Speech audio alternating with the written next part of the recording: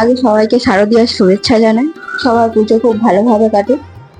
পুজো শুরু 2023-এর world cup থেকে। তখন থেকে মায়ের আরাধনা শুরু হয়েছে, মেনলি ওয়ার্ল্ড কাপের জন্যই করা হয়েছিল আর কি। আমাদের মহালয়ার দিনকে ঠাকুর ঢুকে যায়, তো ওই দিন থেকে আমাদের নিরামিষই খাওয়া দাওয়া সবকিছু হয়।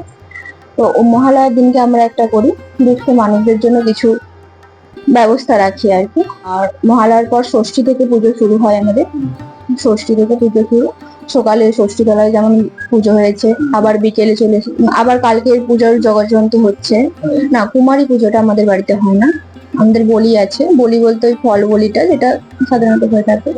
কাজ তো থাকে, তার মধ্যে হাসি মজা সবকিছু মিলিয়ে চলতে হয়। কিন্তু বাইরে কোথাও মাকে ছেড়ে যাওয়া হয় না আর কি। মানে বাইরে যে অন্য কোথাও ঠাকুর দেখতে যাও সেটা হয়ে ওঠে না, বাড়িতেই থাকা হয় পুরোটা।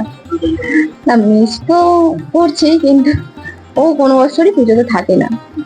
ওয়ার্ল্ড কাপের সময় আমরা সবাই মিলে করেছি, আমাদের একাডেমির ছেলেমেয়েরা আছে, তারপর হচ্ছে ম্যানেজার বাবু আছে, তারপর সব ভাইয়েরা আছে, সবাই মিলে যে একাডেমি আছে, তো ওই একাডেমির বাচ্চারা, তারপর দাদা ভাইয়েরা, সবাই মিলে আমরা পুজোটা করছি। আমি একা তো পারবো সম্ভব না। তো সবার সহযোগিতায় পুজোটা যারা থাকে, তো যার জন্য বাড়িটা আরো বেশি হয়ে পড়ে। ষষ্ঠী থেকে দশমী পর্যন্ত বাড়িতেই খাওয়া দাওয়া সবকিছু হয়, আর সবাই মিলে একসাথে থাকলে খুব আনন্দ হয়। নিশ্চয়ই কাপ জিতুক, এটাই চাইবো। বাড়ির পুজো বলতে খুবই মজা, কাজ সব মিলিয়ে একটা সারাদিন ব্যস্ততার মধ্যে কাটে। সারাদিনই ব্যস্ত, সবাই আসছে যাচ্ছে, এটা একটা আলাদাই ভালো লাগে। এমনকি পুজোটা হচ্ছে আমার বাড়িতে ক্যামেরা, মানে ওখানে ক্যামেরা লাগানো আছে, ওরা ওখান থেকে দুবাই থেকে বসে সবাই দেখছে পুজোটা। মা সবাইকে ভালো রাখুক, এটাই চাই। টিম ইন্ডিয়ার হাতে যেন কাপটা আসে, এটাই আর কি। আজকে যেন ম্যাচটা জিতে ফিরতে পারে।